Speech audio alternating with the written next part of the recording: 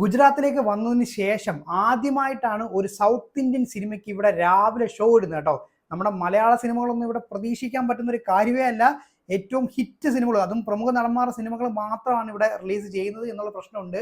അപ്പൊ അങ്ങനെ കാത്തിരുന്ന് എന്തായാലും ഇവിടെ ഗോട്ടിന് രാവിലെ ഷോ ഉണ്ടായിരുന്നു കേട്ടോ.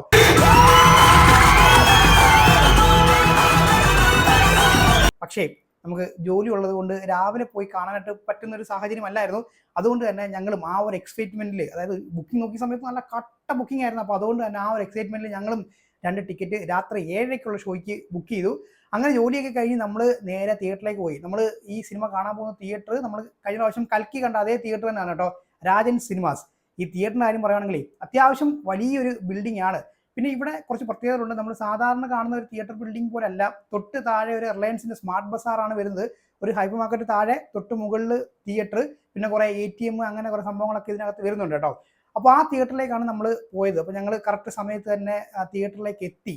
ചെന്ന് കയറിയ സമയത്ത് വലിയ തിരക്കൊന്നും ഇല്ല. അപ്പോൾ ചെറുതായിട്ടൊന്ന് ഒരു ഡൗട്ട് വന്നു. കാര്യം ഒരുപാട് ബുക്കിംഗ് ഉണ്ടായിരുന്നു. നമ്മൾ ഓൺലൈൻ ബുക്ക് ചെയ്യുന്ന സമയത്ത് അത്യാവശ്യം ബുക്കിംഗ് ഉണ്ടായിരുന്നു. പക്ഷേ ഒരു 7 മണിയൊക്കെ കഴിഞ്ഞപ്പോഴത്തേക്കും ആൾക്കാർ അധികം അങ്ങോട്ട് വന്നിട്ടില്ല. പിന്നെ കുറച്ചങ്ങോട്ട് കഴിഞ്ഞപ്പോഴത്തേക്കും ആൾക്കാർ കൂടി എന്തായാലും ആ ഒരു വെയിറ്റിംഗ് ലോബി അത്യാവശ്യം ഫുൾ ആയിട്ടുണ്ട് കേട്ടോ. പിന്നെ ഈ തിയേറ്റർ ബുക്ക് ചെയ്യുന്ന സമയത്ത് നമുക്ക് ചെറിയൊരു പ്രശ്നം ഉണ്ടായിരുന്നു, ചെറിയൊരു പേടി ഉണ്ടായിരുന്നു. കാര്യം എന്താണെന്ന് വെച്ച് കഴിഞ്ഞാൽ കഴിഞ്ഞ പ്രാവശ്യം കൽക്കി അവിടുത്തെ സ്ക്രീൻ 1-ലാണ് കണ്ടത്.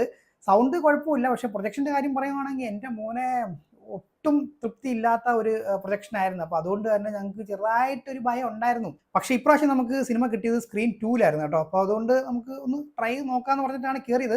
അപ്പോൾ അത്യാവശ്യം എന്തായാലും ആൾക്കാരൊക്കെ ആയി. കുറച്ച് സമയമായപ്പോഴത്തേക്ക് തന്നെ അവർ തിയേറ്ററിനകത്തേക്ക് ആൾക്കാരെ കയറ്റി. എടുത്തു പറയാലോ, ഒരൊറ്റ പരസ്യം പോലും ഇട്ടില്ല. കൃത്യം 7:15 അങ്ങോട്ട് ആയപ്പോഴത്തേക്കും, അതായത് 7:15:00 ആയപ്പോഴത്തേക്ക് തന്നെ അവർ സിനിമ സ്റ്റാർട്ട് ചെയ്തു കേട്ടോ. അതെന്തായാലും ആ കാര്യത്തിൽ പൊളിയായിരുന്നു. അപ്പോൾ അങ്ങനെ സിനിമ തുടങ്ങി. അപ്പോഴേ എനിക്ക് കുറച്ച് കാര്യങ്ങൾ ഇതിന് മുന്നോടിയായിട്ട് പറയാനുണ്ട്. കാര്യം രാവിലെ 4 മണിക്ക് തന്നെ ഷോ ഉണ്ടായിരുന്നു. അപ്പോൾ അതുകൊണ്ട് തന്നെ രാവിലെ തൊട്ടേ റിവ്യൂസ് ഇങ്ങനെ വന്നുകൊണ്ടിരിക്കുകയാണ്. എല്ലാവരും സിനിമയെ വലിച്ചു കീറി ഊക്കിക്കൊണ്ടിരിക്കുകയാണ്. അപ്പോൾ ആ രീതിയിലുള്ള കാര്യങ്ങളാണ് നമ്മൾ രാവിലെ തൊട്ട് കേട്ടുകൊണ്ടിരിക്കുന്നത്. പക്ഷെ നമ്മളതങ്ങനെ നോക്കാറില്ല. കാര്യം നമുക്ക് സിനിമ കണ്ടിട്ട് പറയുന്നതാണല്ലോ അതിൻ്റെ ഒരു ശരിയെന്ന് പറഞ്ഞു കഴിഞ്ഞാൽ. അപ്പോൾ അതുകൊണ്ട് തന്നെ സിനിമ കാണാനായിട്ട് കയറി. ഫസ്റ്റ് നമുക്ക് സ്ഥിരം ഒരു വിജയ് സിനിമയാണല്ലോ, അപ്പോൾ ഒരു കൊമേഴ്സ്യൽ മൂവിയാണ്. ഫസ്റ്റ് തന്നെ ഒരു വിജയുടെ ഇൻട്രോ ആയിരുന്നു കേട്ടോ. ഒരു ട്രെയിൻ സീക്വൻസ് ആണ്. അപ്പോൾ അതിനകത്ത് നമുക്ക് എന്താ പറയുക, അത്യാവശ്യം കുഴപ്പമില്ല. എന്താ പറയുക, VFX ഒക്കെ ഒരു ഡീസൻറ്റ് അളവിൽ ചെയ്ത് വെച്ചിട്ടുണ്ട്. വിജയുടെ എൻട്രിക്ക് വലിയൊരു ഗുമ്മുണ്ടോ എന്ന് ചോദിച്ചു കഴിഞ്ഞാൽ കുഴപ്പമില്ല. അത്യാവശ്യം ഒരു ഭയങ്കര BGMന്റെ ഒരു ഭയങ്കര അതിപ്രസരം ഒന്നും അങ്ങനെ തോന്നിയില്ല. എന്നാലും കുഴപ്പമില്ലായിരുന്നു. അത്യാവശ്യം ഡീസൻ്റ് ആയിട്ട് തന്നെ അത് വന്നിട്ടുണ്ട്. ആ ഒരു ഇൻട്രോ കഴിഞ്ഞിട്ടാണ് പിന്നെ നമ്മുടെ വിജയുടെ മറ്റേ ആ ഒരു ടൈറ്റിൽ കാർഡ് ഉണ്ടല്ലോ, അത് എൻ്റെ മോനെ വേറെ ലെവല്. നമ്മുടെ ലിയോയ്ക്കകത്ത് നമ്മുടെ ലോകേഷ് ഇറക്കിയ ഒരു സാധനമാണ്. ഇപ്പം അതിന്റെ വേറൊരു വെർഷനാണ് ഇപ്പം നമ്മൾ കണ്ടത്. അത് വന്നപ്പോഴത്തേക്കും തിയേറ്റർ അങ്ങോട്ട് ഇളകി മറിയായിരുന്നു. അത് വേറെ ലെവൽ സാധനമായിരുന്നു കേട്ടോ. അപ്പോൾ അപ്പോഴേക്കും നമ്മുടെ എനർജി അങ്ങോട്ട് കയറി പമ്പായി. അത് കഴിഞ്ഞ് നെക്സ്റ്റ് പാട്ടാണ്. ശരിക്കും ഇത് യൂട്യൂബിൽ ഈ പാട്ടിന്റെ സ്റ്റെപ്സ് കണ്ട സമയത്ത് അത്ര അങ്ങോട്ട് വലിയ സുഖമായിട്ടും തോന്നില്ല. പക്ഷെ തിയേറ്ററിൽ കണ്ട സമയത്തേ അത്യാവശ്യം ഇവരുടെ ഡാൻസ് കാര്യങ്ങളൊക്കെ, 3 സീനിയർ ആക്ടേഴ്സ് ആണല്ലോ, അപ്പം ഇവരുടെ ഡാൻസ് കാര്യങ്ങളൊക്കെ അത്യാവശ്യം നന്നായിട്ട് സിങ്ക് ആയി പോകുന്നുണ്ട്. വിജയൊക്കെ നല്ല എനർജറ്റിക് ആയിട്ട് തന്നെ ഡാൻസ് കളിക്കുന്നുണ്ട്. അവർ എല്ലാവരും നന്നായിട്ട് തന്നെ ഒരു കൊറിയോഗ്രാഫി ഒക്കെ നന്നായിട്ട് തന്നെ ചെയ്തിട്ടുണ്ട്. പാട്ട് വലിയ സുഖമൊന്നും ഇല്ലെങ്കിലും ആ ബീറ്റൊക്കെ അത്യാവശ്യം, അതായത് അവരുടെ ആ ഒരു ഡാൻസും ആ ഒരു ബീറ്റുമായിട്ടൊക്കെ അത്യാവശ്യം സിങ്ക് ആയിട്ട് തിയേറ്ററിൽ കാണുന്ന സമയത്ത് ഫീൽ ചെയ്യുന്നുണ്ടായിരുന്നു. അപ്പോൾ അങ്ങനെ പോകുന്നു.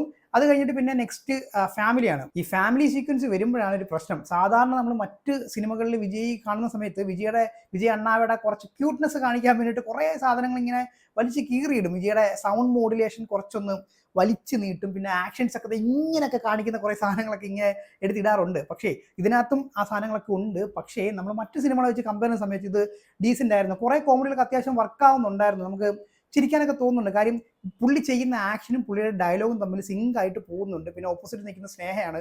അപ്പോൾ അവർ തമ്മിലുള്ള ആ ഒരു ഇതൊക്കെ അത്യാവശ്യം ഡീസൻ്റ് ആയിട്ട് പോകുന്നുണ്ട്. അപ്പോൾ ഏകദേശം ഒരു 20 മിനിറ്റ് കഴിഞ്ഞു കേട്ടോ. അപ്പോൾ ഞാൻ ഇതിങ്ങനെ ആലോചിക്കുകയാണ്, എടാ ഇത് വലിയ കുഴപ്പമില്ലല്ലോ, ഇത് പിന്നെ ഇതിനാണ് ആൾക്കാർ ഇങ്ങനെ ഇരുന്ന് ഇത്രയും സിനിമ ഇങ്ങനെ നെഗറ്റീവായിട്ട് വലിച്ചു കീറുന്നതെന്ന് ഇങ്ങനെ ആലോചിക്കുകയാണ്. പിന്നെ അത് കഴിഞ്ഞിട്ട് പ്രഡിക്റ്റബിൾ ആണ് കേട്ടോ. പിന്നെ നമുക്ക് മനസ്സിലാവും, ഓക്കെ ഇനി എന്തായാലും സംഭവിക്കാൻ പോകുന്നത് എന്തെങ്കിലും ഒരു ട്രാജഡിയോ കാര്യങ്ങളൊക്കെ ആയിരിക്കും. അങ്ങനെ നമ്മളിങ്ങനെ 1 by 1 സീൻ ഇങ്ങനെ കണ്ട് പോവാണ്. എല്ലാം അത്യാവശ്യം ഓക്കെ ഫീലിൽ പൊയ്ക്കൊണ്ടിരിക്കുകയാണ്. അതായത് എന്താ പറയുക, നമുക്ക് അയ്യേ എന്തുകൂടെ കാണിച്ചിരിക്കുക, എനിക്ക് അങ്ങനെ തോന്നിയില്ല കേട്ടോ. അത്യാവശ്യം ഡീസൻ്റ് ആയിട്ട് തന്നെ ഇങ്ങനെ സിനിമ ഇങ്ങനെ ഒഴുകി പോകുന്നുണ്ട്. പിന്നെ പ്രതീക്ഷിച്ചത് പോലെ തന്നെ ഒരു ട്രാജഡിയാണ് വരുന്നത്. ഇപ്പോൾ ആ ഒരു സമയത്ത് വിജയുടെയും സ്നേഹയുടെയും ഭയങ്കര എന്താ പറയുക, നമുക്കത് കൃത്യമായിട്ട് തന്നെ ഫീൽ ചെയ്യുന്നുണ്ട് കേട്ടോ. ഭയങ്കര എന്താ പറയുക, അയ്യേ എന്തുകൂടെ അങ്ങനെ തോന്നിയില്ല. ഭയങ്കര ഡീസൻ്റ് ആയിട്ട് തന്നെ അത്യാവശ്യം വിജയ് നന്നായിട്ട് തന്നെ അത് അഭിനയിച്ച് വലിപ്പിച്ചിട്ടുണ്ട്. ഇപ്പോൾ ഓപ്പോസിറ്റ് സ്നേഹമാണെങ്കിൽ പോലും അവർ തമ്മിലുള്ള ആ ഒരു ഫീൽ നമുക്ക് കിട്ടുന്നുണ്ട്. അതായത് അവിടെ എന്താണ് സംഭവിച്ചത് അതിൻ്റെ ആ ഒരു വിഷമമൊക്കെ നമുക്ക് കിട്ടുന്നുണ്ട്. അപ്പോൾ അതങ്ങനെ പോയി പോയി പോയി അത്യാവശ്യം അത് ഭയങ്കര മികച്ചതാണെന്ന് പറയുന്നില്ല, എങ്കിലും ഒരു ഡീസൻ്റ് ആയിട്ട് തന്നെ സിനിമ ഇങ്ങനെ ഓടി ഓടി ഓടി പോകുന്നുണ്ട് കേട്ടോ. എനിക്കങ്ങനെ ഇപ്പോൾ ഈ ആൾക്കാർ പറയുന്ന പോലെ അയ്യേ ഭയങ്കര എന്തുവാടെ കാണിച്ചത് അങ്ങനത്തെ ഒന്നും തോന്നിയതേ ഇല്ല. അങ്ങനെ പോയി പോയി പോയി ഒരു കുറച്ച് കഴിയുമ്പോഴത്തേക്കും അടുത്ത നമ്മുടെ നെക്സ്റ്റ് വിജയ് വരുന്നു. അങ്ങനെയാണ് സിനിമ ഒരു പിന്നെ അത് കഴിഞ്ഞിട്ട് ഇന്റർവെല്ലിൽ കൊണ്ടുപോയി നല്ല പഞ്ച് കൊണ്ട് വെക്കുന്നുണ്ട് കേട്ടോ. അപ്പോൾ അതുവരെ അതായത് ഫസ്റ്റ് ഹാഫ് ഒരു അത്യാവശ്യം ഓക്കെ ഫീൽ ആയിട്ട് പോകുന്നുണ്ട്, ഒരു നമുക്ക് കണ്ടിരിക്കാൻ പറ്റുന്ന രീതിയിൽ തന്നെ പോകുന്നുണ്ട്. അപ്പോൾ എൻ്റെ ഒരു ഡൗട്ട് എന്താണെന്ന് വെച്ച് കഴിഞ്ഞാൽ ഈ ആൾക്കാരെല്ലാം ഇങ്ങനെ പറയുന്നുണ്ട്, പക്ഷേ എനിക്ക് ഫസ്റ്റ് ഹാഫ് കണ്ട വെച്ചിട്ട് നോക്കുമ്പോൾ എനിക്ക് ഭയങ്കര ഒരു മോശം സിനിമയായിട്ട് തോന്നുന്നില്ല. അപ്പം ഞാൻ എൻ്റെ ഭാര്യയോട് ഈ കാര്യം ചോദിച്ചു. അപ്പോൾ സ്മിത പറഞ്ഞത് എൻ്റെ പൊന്നിയേട്ടാ എനിക്കിത് കണ്ടിരിക്കാനേ പറ്റുന്നില്ല. അപ്പോൾ എനിക്കങ്ങോട്ട് മനസ്സിലാവുന്നില്ല എന്താണ് ഇവിടെ സംഭവിക്കുന്നത്. എൻ്റെ ആസ്വാദന നിലവാരം താഴേക്ക് പോയതാണോ അതോ ഇവരുടെ ആസ്വാദന നിലവാരം മുകളിലേക്ക് പോയതാണോ ഒന്നും അങ്ങോട്ട് മനസ്സിലാവുന്നില്ല. അപ്പോൾ ഞങ്ങളുടെ തൊട്ട് മുമ്പിൽ ഇപ്പോൾ തമിഴ് ഓഡിയൻസ് ആണ് കൂടുതലുണ്ടായിരുന്നത്, പക്ഷേ തൊട്ട് മുമ്പിലത്തെ റോയിൽ മലയാളീസ് ആയിരുന്നു ഉണ്ടായിരുന്നത് കേട്ടോ. അപ്പോൾ അവർ ഈ സിനിമയുടെ ഇന്റർവെല്ലിന് ഓരോ സീനും 1 by 1 ആയിട്ട് വലിച്ച് കീറിക്കൊണ്ടിരിക്കുകയാണ്. അപ്പം നമ്മൾ തൊട്ട് പുറകിരുന്ന് കേട്ടോണ്ടിരിക്കുകയാണ് കേട്ടോ. അപ്പോഴും ഞാൻ ഇരുന്ന് ആലോചിക്കുകയാണ്, ആടാ ഇത് ഇവർക്കൊക്കെ എന്ത് പറ്റിയടേ, ഇവരെന്താണ് എല്ലാവരും ഇങ്ങനെ പറയുന്നത്, എനിക്ക് കണ്ടിട്ട് വലിയ കുഴപ്പമായിട്ടോ തോന്നിയില്ലല്ലോ. അപ്പോൾ അതൊക്കെ ഇങ്ങനെ മനസ്സിൽ ഇങ്ങനെ ഞാൻ ഉള്ളിൽ ഒതുക്കിയിട്ട് പിന്നെ സെക്കൻഡ് ഹാഫിലേക്ക് കടന്നു. പിന്നാണ് എൻ്റെ മോനെ അപരാധം തുടങ്ങിയെന്ന് പറയാം. ഇപ്പം ഈ DAGing ഒന്നും എനിക്ക് അത്ര വലിയ ഇഷ്യൂ ആയിട്ടൊന്നും തോന്നുന്നില്ല. കാര്യം അത്യാവശ്യം നന്നായിട്ട് തന്നെ വർക്ക് ചെയ്തിട്ടുണ്ട്. എന്താണ് പ്രശ്നം എന്ന് വെച്ച് കഴിഞ്ഞാൽ ഇപ്പോൾ ഈ അച്ഛൻ വിജയും മകൻ വിജയും തമ്മിലുള്ള അവർ രണ്ടുപേരും കൂടെ ഒരേ സമയം സ്ക്രീനിൽ വരുന്ന സമയത്താണ് നമുക്ക് കുറച്ചൊരു ക്രിഞ്ച് പോലെ തോന്നുന്നത്. ഇപ്പോൾ ഈ യങ് വിജയ് നായികയുടെ കൂടെ നിൽക്കുന്ന സമയത്ത് നമുക്ക് വലുതായിട്ട് വലിയ പ്രശ്നമൊന്നും തോന്നുന്നില്ല കേട്ടോ. ഇവർ രണ്ടുപേരും വരുന്ന സീക്വൻസുകളിൽ മാത്രമാണ് നമുക്ക് ആ ഒരു എന്തോ ഒരു ചേർച്ചക്കുറവ് നമുക്ക് തോന്നുന്നത്. ബെറ്റർ വിജയുടെ മോനെ തന്നെ വെച്ച് അഭിനയിപ്പിക്കുമായിരുന്നുണ്ടായിരുന്നെങ്കിൽ കുറച്ചും കൂടെ കുറേ അധികം പുള്ളിക്ക് ആ മോന് കുറച്ച് ഫാൻസും കയറിയനെ, പുള്ളിയുടെ ഒരു നല്ലൊരു സ്റ്റാർട്ടിങ് പുള്ളിക്ക് കിട്ടിയേനെ. ഇവർ തമ്മിൽ അങ്ങോട്ട് വരുന്ന സമയത്ത് സ്ക്രീനിൽ കുറച്ച് ബുദ്ധിമുട്ടുണ്ട്. പിന്നെ സ്നേഹയാണല്ലോ അമ്മ. അപ്പോൾ സ്നേഹ അമ്മയും ഈ ഇളയ വിജയ്, ഇളയതളപതി വിജയ് എന്ന് പറഞ്ഞ ആ ഒരു പുള്ളിക്കാരനും സ്നേഹയും അതും അങ്ങോട്ട് സിങ്ക് ആവുന്നില്ല. അവരുടെ അത് കഴിഞ്ഞ് പിന്നീട് അങ്ങോട്ടുള്ള ഫാമിലി സീക്വൻസ് ഒക്കെ ഭയങ്കര ഇതായിട്ട് തോന്നി. പിന്നെ സ്ക്രിപ്റ്റ് എങ്ങോട്ടൊക്കെയാണ് പൊയ്ക്കൊണ്ടിരിക്കുന്നത് ഒന്നും മനസ്സിലാവുന്നില്ല മീൻസ് ഒട്ടുമില്ല. അതായത് ഇങ്ങോട്ടൊരു കഥ പോകുന്നു, ഇങ്ങോട്ടൊരു കഥ പോകുന്നു, പിന്നെ അതിനകത്ത് കുറേ അധികം ട്വിസ്റ്റുകളും അതൊക്കെ കൊണ്ടുവരുന്നു. ട്വിസ്റ്റുകളൊക്കെ കുഴപ്പമില്ല, ഡീസൻ്റ് ആയിട്ട് തന്നെ ഉണ്ട്. പക്ഷേ ഇങ്ങനെ പോയി നമുക്ക് ഇവര് ഒരു സാറ്റ്സിൽ വർക്ക് ചെയ്യുന്ന ആൾക്കാരാണ്, മറ്റേ ആന്റി ടെററിസ്റ്റ് സ്ക്വാഡിൽ വർക്ക് ചെയ്യുന്ന ആൾക്കാരാണ്. അപ്പോൾ അത്രയും സ്റ്റാർട്ടിങ്ങിലൊക്കെ അവർ അത്രയും ബ്രില്യൻ്റ് ആയിട്ടുള്ള ആൾക്കാരാണ്. പിന്നെ സെക്കൻഡ് ഹാഫ് കഴിയുമ്പോഴത്തേക്ക് പിന്നെ ഇവർ എന്തൊക്കെയാണ് കാണിച്ചു കൂട്ടുന്നുള്ള കാര്യം നമുക്കൊന്നും മനസ്സിലാവുന്നില്ല. അങ്ങനത്തെ ഒരു അവസ്ഥയിലേക്ക് കാര്യങ്ങൾ പോയി. പിന്നെ ഒരു വില്ലൻ ഉണ്ട് കേട്ടോ, ഒരു വയസ്സായ വില്ലൻ. അപ്പം വയസ്സായ വില്ലൻ ഞാൻ എടുത്തു പറയേണ്ട കാര്യം സിനിമ കണ്ടവർക്ക് മനസ്സിലായി കാണും. അയാളൊരു അബദ്ധമായിരുന്നു എന്ന് തന്നെ മനസ്സിലാക്കാം. പുള്ളിക്കാരൻ്റെ ആ ഒരു റോള് അങ്ങോട്ട് ആപ്റ്റ് ആയതേ ഇല്ല. കാസ്റ്റിംഗ് ഭയങ്കര ഒരു മിസ്കാസ്റ്റിംഗ് ആയിട്ടാണ് തോന്നിയത്. ഒട്ടും ഒരു പഞ്ചില്ലാത്ത ഒരു വില്ലൻ. അത് അങ്ങനെ ഒരു വശം. അങ്ങനെ കുറേ സാധനങ്ങൾ ഇതിനകത്ത് വരുന്നുണ്ട് സെക്കൻഡ് ഹാഫിലേക്ക് പോയി. അതൊക്കെ കാണുമ്പോഴത്തേക്ക് നമുക്ക് മടുത്ത് നമ്മൾ പണ്ടാരം അടങ്ങും. പിന്നെ ഏറ്റവും അവസാനം ഒരു ക്ലൈമാക്സിലേക്ക് ഒരു സ്റ്റേഡിയം സീക്വൻസ് ഉണ്ട്. അട്ടർ നോൺസെൻസ് എന്ന് പറഞ്ഞു കഴിഞ്ഞാൽ ഇതുപോലൊരു അട്ടർ നോൺസെൻസ് എൻ്റെ അമ്മോ. നമ്മുടെ ട്രിവാൻഡ്രം കാര്യവട്ടം സ്റ്റേഡിയത്തിലാണ് അത് ഷൂട്ട് ചെയ്തത്. എന്തൊക്കെയാണ് കാണിച്ചു വെച്ചേക്കുന്നത്. CSK ഫാൻസിന്റെ സപ്പോർട്ട് കിട്ടാൻ വേണ്ടിയിട്ട് ഇങ്ങനെയൊക്കെ കാണിക്കാവോ? ധോണി ഫാൻസിന്റെ സപ്പോർട്ട് കിട്ടണം, CSK ഫാൻസിന്റെ സപ്പോർട്ട് കിട്ടണം. പിന്നെ കുറേ ട്രിബ്യൂട്ടുകൾ ഉണ്ട് കേട്ടോ. ഇപ്പോൾ പറയുകയാണെന്നുണ്ടെങ്കിൽ ധോണി, വിജയകാന്ത്, പിന്നെ കുറച്ച് ക്യാമിയോ റോൾസ് ഒക്കെ വരുന്നുണ്ട്. പിന്നെ കുറേ അധികം പിന്നെ നമ്മുടെ അജിത്ത് തലയുടെ ടൂണൊക്കെ മങ്കാത്ത ടൂണൊക്കെ വരുന്നുണ്ട്. പിന്നെ അങ്ങനെ കുറേ അധികം കുറേ ക്യാമിയേഴ്സ് ഒക്കെ വരുന്നുണ്ട്. എങ്കിലും കുഴപ്പമില്ല, അതൊക്കെ അത്യാവശ്യം നമുക്ക് തരുന്നുണ്ട്. പിന്നെ ഒരു ഡാൻസിനകത്ത് ഒരു നായികയൊക്കെ വരുന്നുണ്ട്. അതൊക്കെ അടിപൊളിയാണ്. അവരുടെ എനർജറ്റിക് പെർഫോമൻസ് സൂപ്പറായിരുന്നു. ഇപ്പോൾ സിനിമ കാണാത്ത ആൾക്കാരാണെന്നുണ്ടെങ്കിൽ നിങ്ങളിപ്പം സോഷ്യൽ മീഡിയ വഴി ഇപ്പോൾ അതിൻ്റെ ഫോട്ടോസ് കാര്യങ്ങളൊക്കെ കണ്ടിട്ടുണ്ടാവും. അതൊക്കെ നമുക്ക് അത്യാവശ്യം കണ്ടിരുന്ന് തന്നെ പോകാൻ പറ്റുന്ന കാര്യങ്ങളൊക്കെ തന്നെയാണ്. ഈ സ്റ്റേഡിയം സീക്വൻസ് എന്ന് പറഞ്ഞു കഴിഞ്ഞാൽ എത്രയും പെട്ടെന്ന് സിനിമ തീർക്കണം എന്നുള്ള രീതിയിലേക്കായിരുന്നു. നല്ല ഡ്യൂറേഷനും ഉണ്ട്, എന്നാൽ ഇത് പെട്ടെന്ന് തീർക്കണം. സ്ക്രിപ്റ്റൊക്കെ അവിടെ ഭയങ്കരമായിട്ട് വീക്ക് ആയിക്കൊണ്ടിരിക്കുകയാണ്. അവിടെ ഒന്നുമില്ല, ലോജിക്കൊന്നും പിന്നെ ഇല്ല. അത് നമ്മൾ പ്രതീക്ഷിക്കുന്നില്ല. അതൊരു അപരാധം പിടിച്ച സീനായിരുന്നു. ഇപ്പം ചെന്നൈയും മുംബൈയും തമ്മിലുള്ള മാച്ച് കാണണമെന്നൊക്കെ മറ്റേ ഡയറക്ടർ വെങ്കിട് പ്രഭു ഇട്ടിട്ടുണ്ടായിരുന്നു. അപ്പോൾ ഈ മാച്ചിനകത്ത് അവർക്ക് മിനിമം ഒന്നുമില്ലെങ്കിൽ മുംബൈ എന്ന് പറഞ്ഞു കഴിഞ്ഞാൽ ഇത്രയും ഫാൻസ് ഉള്ള ഒരു ടീമാണല്ലോ, കുറച്ച് ആൾക്കാരെങ്കിലും ബ്ലൂ ടീഷർട്ട് ഇട്ടിട്ട് അത് സ്റ്റേഡിയത്തിൽ കൊണ്ടിരുത്തായിരുന്നു. ഇത് മൊത്തം മഞ്ഞ മാത്രം.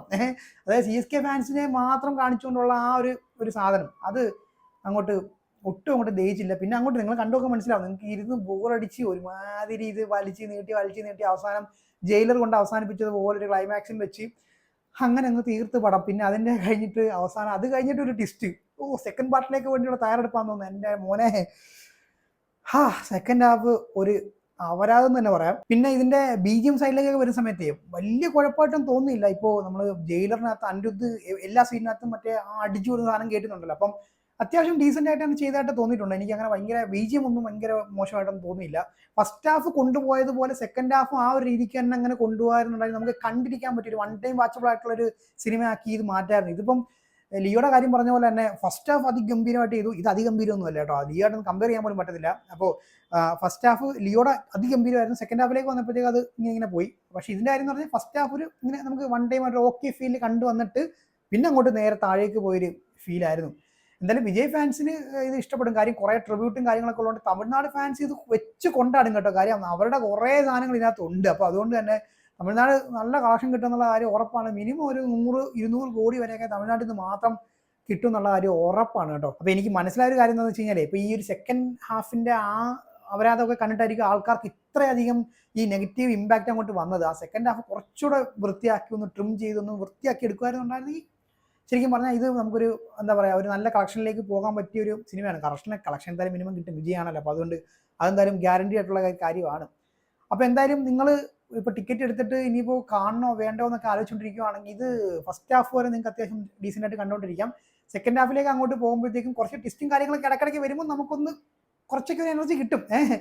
അങ്ങനെ വെച്ച് കണ്ടങ്ങോട്ട് അവസാനിപ്പിക്കാനേ പറ്റത്തുള്ളൂ കേട്ടോ. അപ്പോൾ ഞാൻ നിർത്തുവാണ്.